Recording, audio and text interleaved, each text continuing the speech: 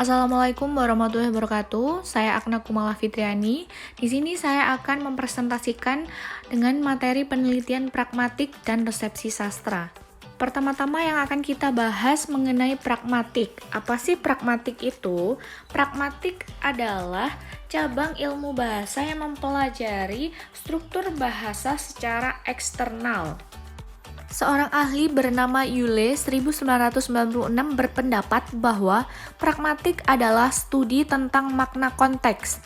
Selain Yule, ahli bernama Gazdar 1997 juga menjelaskan bahwa topik pragmatik adalah beberapa aspek yang tidak dapat dijelaskan dengan acuan langsung pada kondisi sebenarnya dari kalimat yang dituturkan.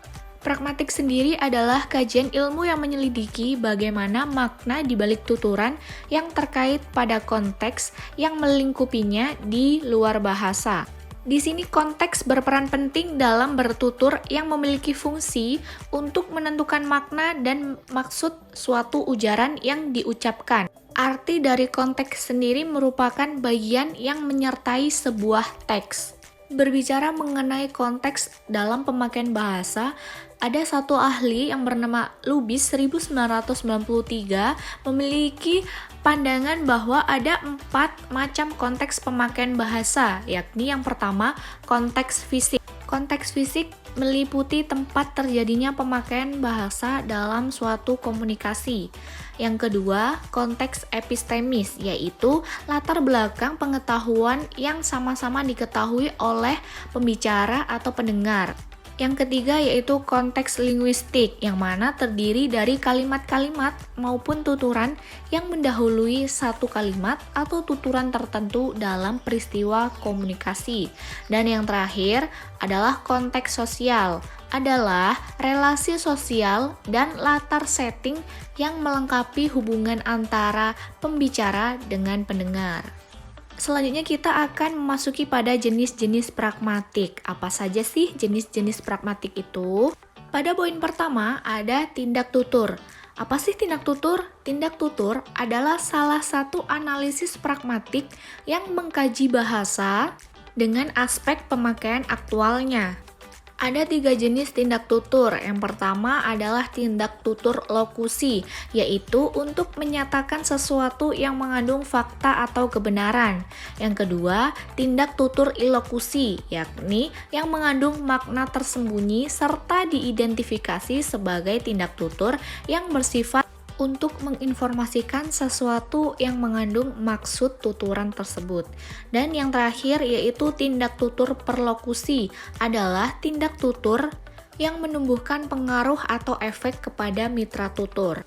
Pada poin kedua di sini ada implikatur. Apa itu implikatur? Implikatur adalah implikasi dari tuturan yang tertutur yang berupa simpulan logis dari suatu tuturan. Terdapat 2 jenis implikatur, yakni yang pertama, implikatur konvensional adalah makna suatu ujaran yang secara konvensional atau secara umum diterima oleh masyarakat, bisa dipahami oleh masyarakat. Dan jenis implikatur yang kedua adalah implikatur non-konvensional, yakni implikasi pragmatis yang tersirat di dalam suatu percakapan yang dituturkan kepada lawan tutur. Poin ketiga ada dieksis. Dieksis adalah suatu cara untuk mengacu ke hakikat tertentu dengan menggunakan bahasa yang hanya dapat ditafsirkan menurut makna yang diacu oleh penutur dan dipengaruhi oleh situasi pembicaraan. Terdapat 4 jenis deeksis. Yang pertama adalah deeksis tempat, yakni lokasi atau tempat yang dipandang dari lokasi pemeran.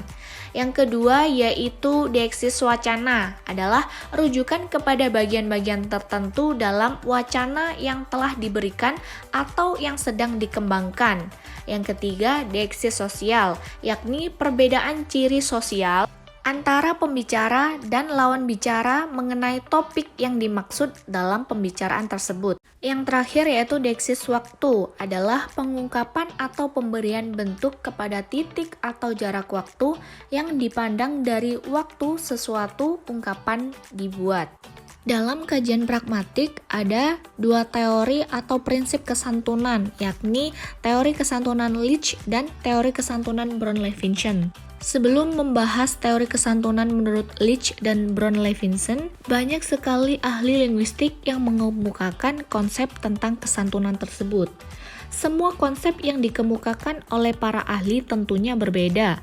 Mereka mempunyai pandangan tersendiri mengenai konsep tersebut. Perbedaan dari konsep kesantunan dan prinsip kesantunan adalah jika konsep kesantunan yakni dirumuskan dalam bentuk kaidah yang disebut dengan prinsip-prinsip kesantunan. Nah, sedangkan prinsip konsep kesantunan yang dirumuskan dalam strategi-strategi dinamakan teori kesantunan. Menurut Leach, kesantunan dibedakan menjadi dua, yakni kesantunan absolut dan kesantunan relatif. Kesantunan absolut adalah sopan santun yang berskala sopan sebagai kutub positif dan tidak sopan sebagai kutub negatif.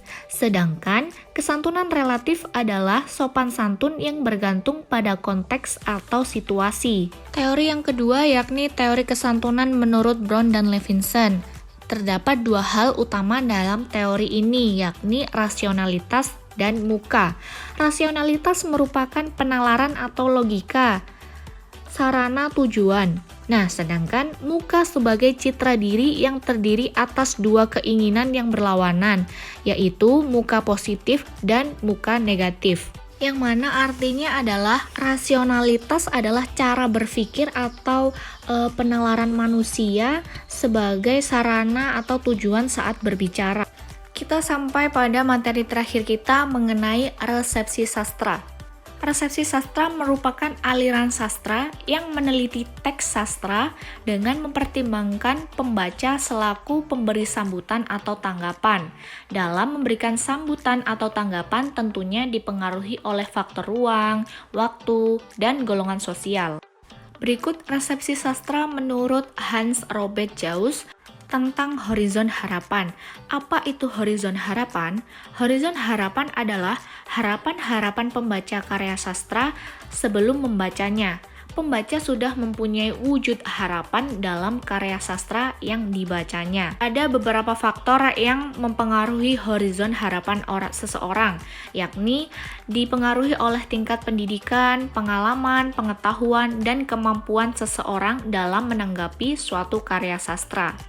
Bisa juga dipengaruhi oleh pengetahuan pembaca mengenai genre sastra, pengetahuan dan pemahaman mengenai tema dan bentuk sastra, atau bahkan bisa dipengaruhi oleh pengetahuan dan pemahaman terhadap pertentangan antara bahasa sastra dengan bahasa sehari-hari, atau bisa juga dipengaruhi oleh sidang pembaca bayangan. Berbeda dengan Jauss, kali ini resepsi sastra menurut Wolfgang Isser tentang pembaca implisit. Menurut Isser, 1978 menyebutkan bahwa karya sastra memiliki dua kutub, yakni kutub aesthetik dan kutub estetik. Apa sih kutub artistik itu? Kutub artistik adalah kutub pengarang, dan kutub estetik merupakan realisasinya yang diberikan oleh pembaca. Aktualisasi yang sebenarnya terjadi di dalam interaksi antara teks dan pembaca dalam proses membaca. Sekian presentasi materi mengenai pragmatik dan resepsi sastra dari saya. Wassalamualaikum warahmatullahi wabarakatuh.